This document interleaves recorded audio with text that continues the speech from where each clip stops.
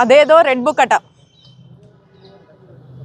వైఎస్ఆర్ కాంగ్రెస్ పార్టీకి సంబంధించినటువంటి నాయకులను కార్యకర్తలను అక్రమ కేసులు పెట్టడమే దాని యొక్క ముఖ్య లక్ష్యం అట. ఇదే కూటమి ప్రభుత్వం యొక్క విధానమట. మరి దీన్ని అమలు చేయడమే వారి ముందున్నటువంటి లక్ష్యమట. దాంట్లో భాగంగానే రాష్ట్ర వ్యాప్తంగా వైఎస్ఆర్ కాంగ్రెస్ పార్టీకి సంబంధించినటువంటి యాక్టివిస్టుల మీద, ఫాలోవర్స్ మీద, నాయకుల మీద వరుసబెట్టి అక్రమ కేసులు పెట్టి ఇల్లీగల్ అరెస్టులు చేసి జైళ్ళ పాలు చేస్తారట.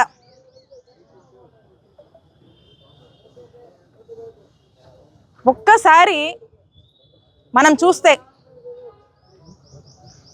9 నెలలు కూటమి ప్రభుత్వం అధికారంలోకి వచ్చి ఈ 9 నెలల కాలంలో సూపర్ 6 లేదు, 7 లేదు, ఏం లేదు.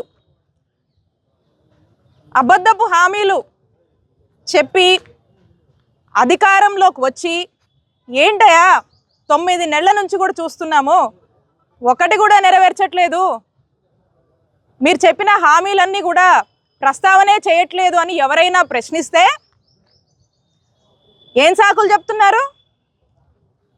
ఇదంతా వాళ్ళు ఈరోజు అధికారంలో ఉండి కూడా చేయకపోవడానికి కారణం, చేయలేకపోతున్నందుకు కారణం మా నాయకుడు జగన్మోహన్ రెడ్డి గారని సాకులు చెప్తూ కాలయాపన చేస్తున్నటువంటి విషయం మీ అందరికీ తెలుసు.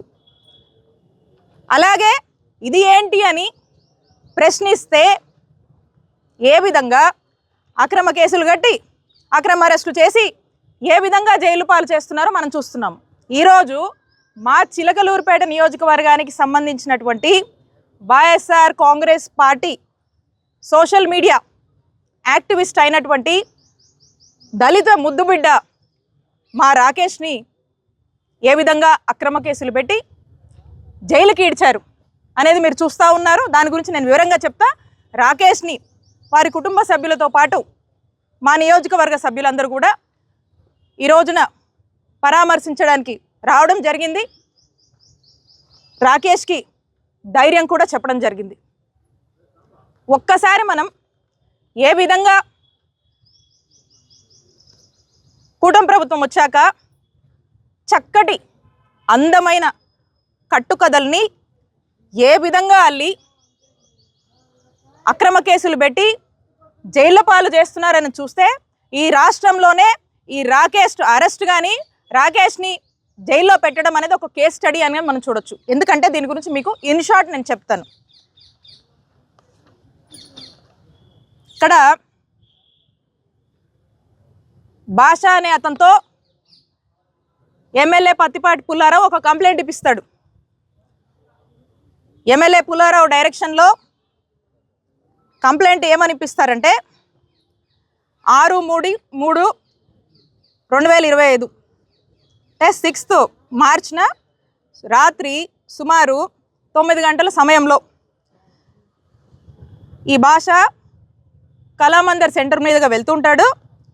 అప్పుడు వెళ్తున్నప్పుడు దారిలో ఈ దొడ్డ రాకేష్ గాంధీ, ఫణీంద్ర నాగిశెట్టి, దామిశెట్టి రామకోటేశ్వరరావు, ఈ ముగ్గురు కూడా నలుపు రంగు డ్యూక్ బైక్ పైన వచ్చి నన్ను అడ్డుకొని అబ్యూజివ్ వర్డ్స్ని మెన్షన్ చేశారు.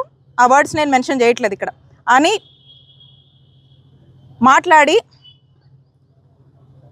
అతన్ని ఏదో ఇష్టం వచ్చినట్టుగా మాట్లాడి